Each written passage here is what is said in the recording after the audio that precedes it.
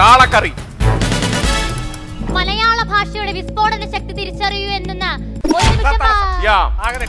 കാളക്കറി എന്ന വിഷയം കേൾക്കുമ്പോൾ ഇന്നത്തെ സാമൂഹിക പരിതസ്ഥിതികളിലേക്ക് കണ്ണുനട്ട് നീങ്ങുവാനാണ് ഞാൻ താല്പര്യപ്പെടുന്നത്. ഒരുപക്ഷെ ഭാരതത്തിൽ നിയമനിർമ്മാണ സഭയെപ്പോലും പരമോന്നത നീതിപീഠത്തിന്റെ വിധിന്യായങ്ങളെപ്പോലും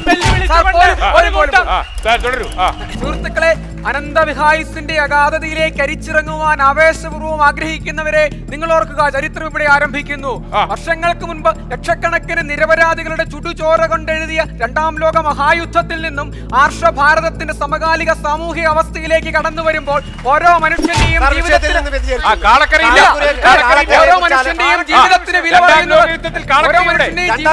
പറയുന്നത് ഇന്ന് കാളക്കറിയാണ് എന്ന വലിയ സത്യത്തിലേക്ക് നാം എത്തേണ്ടിയിരിക്കുന്നു. കാരണം പ്രിയപ്പെട്ടവരെ, ഒരു നേരത്തെ ആഹാരത്തിന് വകയില്ലാതെ മനുഷ്യ വിസർജ്യം വിശപ്പടക്കാൻ വിനിയോഗിക്കേണ്ടി വരുന്ന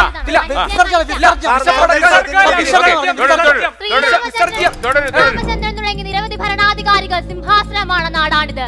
അധികാരത്തെക്കാളും ഭൗതിക സുഖങ്ങളെക്കാളും കേരളത്തിന്റെ സംസ്കാരത്തെ അപ്പുറത്ത് മനുഷ്യൻ എന്തൊക്കെയോ പറയുന്ന ഒരു സ്ഥിതിയിലേക്ക് വിശപ്പടക്കുവാൻ മനുഷ്യ വിസർജ്യം വിനിയോഗിക്കേണ്ടി വരുന്ന ബാല്യങ്ങളുടെ പട്ടുപോയ വെളിച്ചത്തിലേക്ക് കടന്നു ചെല്ലുവാൻ ഇവിടെ ആരുമില്ല. മറിച്ച് ഒരു നേരത്തെ ആഹാരത്തിന് വേണ്ടി തെരുവീതികളിൽ വിലപേശി വിൽക്കപ്പെടുന്ന പെൺകുട്ടികളുടെ പച്ചയായ യാഥാർത്ഥ്യങ്ങളുടെ ആവിഷ്കാരങ്ങളെ കുറിച്ച് ചിന്തിക്കുന്നവർ അധികാരവർഗത്തിന്റെ അധിനിവേശത്തിനെതിരെ സംസാരിക്കുന്ന മനുഷ്യൻ കടന്നു വന്നാൽ അവനെ സംസ്കരണത്തിലേക്ക് ചർച്ചയായിക്കൊണ്ടിരിക്കുന്ന ഈ വിഷയത്തെ കുറിച്ച് എനിക്ക് നിങ്ങളോട് സംസാരിക്കുവാനുള്ളത്, ലോകത്തെ മറന്നുകൊണ്ട് മനുഷ്യന്റെ മനുഷ്യനപ്പുറത്തേക്ക് എന്ത് കഴിക്കണമെന്ന് ചിന്തിക്കാൻ ഭരണകൂടങ്ങൾക്ക് സംവിധാനമില്ല. അത് എന്റെയും നിങ്ങളുടെയും ആശയ പ്രഖ്യാപിതമായ നയരൂപീകരണമാണ്. നയങ്ങൾ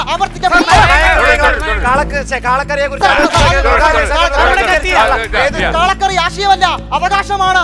എന്ത് കഴിക്കണമെന്ന് ആജ്ഞാപിക്കാൻ ഒരു ഭരണാധികാരിയെയും ഇന്ത്യൻ നിയമസംഹിത അടയാളപ്പെടുത്തുന്നില്ല. അത് കാളക്കറിയെ കുറിച്ച് പറഞ്ഞു പോകുകയാണ്. ലോകാരോഗ്യ സംഘടന വരെ അംഗീകരിച്ചിട്ടുള്ള ഭക്ഷണ പദാർത്ഥമായ ഇത്തരത്തിലുള്ള ഒരു കേരളത്തിലെ ഏതൊരു ഭക്ഷണ രീതി എടുത്തു നോക്കുകയാണെങ്കിലും നമ്മുടെ ഭാരതത്തിൽ ഇന്ന് നിലനിൽക്കുന്ന ഇത്തരം പ്രശ്നങ്ങൾക്കെതിരെ ശക്തമായ പ്രക്ഷോഭങ്ങൾ മുഴക്കിക്കൊണ്ട് നടന്നു നീങ്ങേണ്ടുന്നതിന്റെ ആവശ്യം മനുഷ്യ സമൂഹത്തിനാണ് എന്ന് നിങ്ങളോട് ഉദ്ഘോഷിക്കുവാൻ ഞാൻ ഈ അവസരത്തെ ഉപയോഗിക്കുന്നു. നാളെ ഒരു നാൾ കാളക്കറിയെ കുറിച്ച് ആലോചിച്ച് പോകുമ്പോൾ ലോക സംഘടന വരെ അംഗീകരിച്ചിട്ടുള്ള ഭക്ഷണ പദാർത്ഥങ്ങളിൽ നിന്നും വ്യത്യസ്തമായിക്കൊണ്ട് ഭാരതത്തിലെ 27 സംസ്ഥാനങ്ങളിൽ നിന്നും കേരളം എന്ന സംസ്ഥാനത്തിലേക്ക് ഭാരതത്തിലെ 28 സംസ്ഥാനങ്ങളിൽ നിന്നും കേരളം എന്ന ഈ ഭൂപ്രദേശത്തേക്ക് എത്തിക്കൊണ്ട് മാത്രം ഈ വിഷയത്തെ വിഷയാസ്പദമായി അപ്പുറത്തേക്ക് കാളസങ്കല്പമല്ല, അവകാശത്തിനപ്പുറം പ്രിയപ്പെട്ടവരെ, കാളയുടെ പേരിൽ മനുഷ്യന് വില കൽപ്പിക്കാത്ത അധമ സംസ്കാരത്തിലേക്ക് നാം കടന്നു ചെല്ലുമ്പോൾ മണ്ണിൽ പണിയെടുത്ത് അധ്വാനത്തിന്റെ വിലയറിയുന്ന, പണം കൊണ്ട് സ്വന്തം മക്കളെ വളർത്തിയിരുന്ന മനുഷ്യന്റെ ജീവിത പറ്റി പറയുമ്പോൾ കാളയെ വലിച്ചിഴക്കേണ്ടുന്നതിന്റെ ആവശ്യമില്ല എന്നും നമ്മളുടെ തീൻമേശയിൽ എന്തെല്ലാം വിഭവങ്ങളാണ് വരേണ്ടത് എന്ന് നമ്മൾ ഓരോരുത്തരും ചിന്തിക്കേണ്ടതുണ്ട്. നമ്മൾ എന്ന മുൻസങ്കല്പത്തിൽ നിന്ന് മാറി എല്ലാവർക്കും അവകാശങ്ങളും സ്വാതന്ത്ര്യത്തിന്റെ ആഹാര സംസ്കൃതി നിർണ്ണയിക്കപ്പെടുന്നത് സംവിധാനങ്ങളാകരുത്. സ്വതന്ത്രമായി ആഹ്വാനം ചെയ്യുവാനും അവകാശങ്ങൾ നേടിയെടുക്കുവാനും ഈ രാജ്യത്ത് കഴിയുമെന്നതിന്റെ ഉറച്ച അടയാളമായിരുന്നു 40-ൽ കിട്ടിയ ഇന്ത്യൻ സ്വാതന്ത്ര്യം. ചരിത്രത്തിന്റെ ഏടുകളിലേക്ക് ഒരുവനും ഒരു ചിന്തയിലേക്ക് എനിക്കിതിനെ കുറിച്ച് പറയാനുള്ളത്, ഇന്ത്യ എന്ന ഭാരതം എന്ന ചരിത്രത്തിലേക്ക് കുട്ടി തിരിഞ്ഞു നോക്കുമ്പോൾ ഞാൻ ആലോചിക്കുന്നു, ഇന്ന് ഭക്ഷണത്തിൽ എന്ത് ചെയ്യണമെന്ന്, ഇന്ന് ഭക്ഷണം എന്ത് കഴിക്കണമെന്ന് ആലോചിക്കുന്ന കാലഘട്ടമാണ്. സമൂഹത്തിൽ നമ്മൾ ഇറങ്ങി നടക്കുമ്പോൾ നമ്മളെ കൊല്ലുന്നു, ചവിട്ടുന്നു. ഇന്ത്യ എന്ന മഹാഭാരതത്തിൽ എനിക്ക് പറയാനുള്ളത് ഒന്ന് മാത്രമാണ്. ഇന്ത്യ എന്ന മഹാഭാരതമല്ല. ചേട്ടൻ പറയാൻ വന്നിട്ടാ പറഞ്ഞു.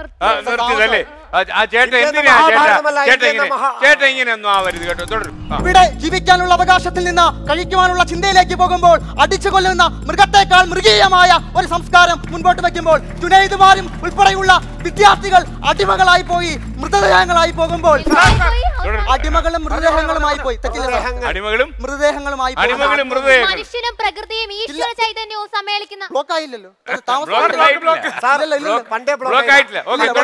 മൃതദേഹങ്ങളും സംസ്കാരങ്ങളായി മാറുമ്പോൾ ഇന്ദ്രപുഷ്ടത്തിൽ നിന്ന് ഭരണ സംവിധാനം മുൻപോട്ട് വയ്ക്കുമ്പോൾ ജനാധിപത്യം മനുഷ്യനും പ്രകൃതിയും ഈശ്വര ചൈതന്യവും സമ്മേളിക്കുന്ന അവസ്ഥയിലാണ് ജീവിതം മംഗളപൂർണ്ണമായി തീരുന്നതെന്ന് ഭാരതീയ ദർശനം നമ്മെ പഠിപ്പിക്കുന്നു. എന്നാൽ പ്രപഞ്ചവുമായുള്ള ഈ പരസ്പര ബന്ധം ഇന്ന് നഷ്ടമായി.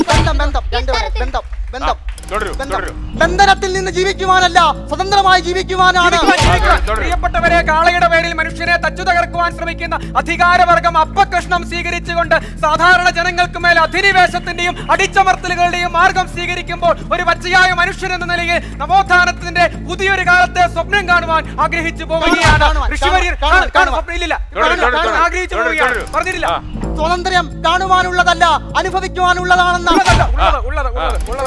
പ്രിയപ്പെട്ടവരെ, ലോകത്തിന് മുഴുവൻ സുഖമുണ്ടായിരിക്കട്ടെ എന്ന് പഠിപ്പിച്ച ഋഷി ശ്രേഷ്ഠന്മാരുടെ ആർഷഭാരത സംസ്കാരത്തിൽ അടിയുറച്ച് വിശ്വസിക്കുന്ന ഒരു മനുഷ്യൻ എന്ന നിലയിൽ കാളക്കറിയുടെ പേരിൽ പച്ചയായ ജീവിതങ്ങളെ തച്ചു തകർക്കുന്ന അധമ സംസ്കാരത്തിലേക്ക് കടന്നു പോകാതിരിക്കുവാൻ എന്റെ സുഹൃത്തിനോട് ഞാൻ ആഹ്വാനം ചെയ്യുകയാണ്. കാരണം അനാവശ്യമായ തെറ്റിദ്ധാരണകൾ മൂലമാണ് ഇത്തരം പ്രശ്നങ്ങൾ ആർഷഭാരത സംസ്കാരത്തിൽ നിന്നും ഋഷിവര്യന്മാരിൽ നിന്ന് മന്ത്രിസഭ എന്ന കാലഘട്ടത്തിലേക്ക് എത്തിക്കഴിഞ്ഞപ്പോൾ 60 നൂറ്റാണ്ട് സ്വാതന്ത്ര്യം നേടിയെന്ന് നമ്മൾ അവകാശപ്പെടുമ്പോൾ ഭക്ഷണത്തിന്റെ പേരിൽ അടിച്ചമർത്തപ്പെടുന്ന ഒരു സമൂഹത്തിൽ അവകാശ ചർച്ചകൾക്കപ്പുറം പ്രസക്തിയുണ്ട്. കേരളത്തിന്റെ ഇന്ത്യൻ സമകാലീന ചിന്തകൾ മുന്നോട്ട് വെക്കുന്നത് പ്രത്യയശാസ്ത്രങ്ങളോ ആശയങ്ങളോ അല്ല. കേരളത്തിന്റേതല്ല, ഇന്ത്യയുടേതെന്നല്ല, ഏതൊരു സംസ്ഥാനത്തിലെ. പ്രിയപ്പെട്ടവരെ, കാളക്കറിയുടെ പേരിൽ മനുഷ്യനെ പിച്ചി ചീന്തുവാൻ ശ്രമിക്കുന്ന അധികാരവർഗത്തിന്റെ അധമ പ്രവർത്തനങ്ങൾക്കെതിരെ ശക്തമായി പോരാടുന്ന ഒരു യുവതലമുറ ഇവിടെ ഉദയം ചെയ്തു വരേണ്ടിയിരിക്കുന്നു. കാരണം നാളെയുടെ രഥം മുൻപോട്ട് പോകുമ്പോൾ മറ്റെല്ലാ പ്രശ്നങ്ങളെയും പരിഹരിക്കുന്നതിന് വേണ്ടി ഒരു സാമൂഹിക സങ്കല്പികമായ അവസ്ഥകളിൽ നിന്നുകൊണ്ട് 5 വർഷം കൂടുമ്പോൾ ജനാധിപത്യത്തിന്റെ കണക്കെടുപ്പ് നടത്തുമല്ലോ നിങ്ങൾ. ഞങ്ങൾ കോമാളികളല്ല. അതിനപ്പുറത്തേക്ക് സ്വന്തം ആവിഷ്കാര സ്വാതന്ത്ര്യമുള്ള, ജീവിക്കുവാൻ പ്രാപ്തിയുള്ള അവസാനിക്കാണ്. താങ്കൾ തുടരാം. കാളക്കറി എന്ന വിഷയത്തെ കുറിച്ച് നമ്മൾ സംസാരിക്കുമ്പോൾ നാളെ ഒരു നാൾ മനുഷ്യനെ നമ്മളുടെ തീൻമേശയിൽ എത്തിക്കണമെന്ന സംവിധാന ശൃംഖലയിലേക്ക് നിങ്ങൾ എത്തുകയാണെങ്കിൽ അതും ഓരോരുത്തർ അംഗീകരിക്കുമോ എന്നുള്ള വസ്തുതയെ പറ്റി നമ്മൾ ചിന്തിക്കേണ്ടിയിരിക്കുന്നു.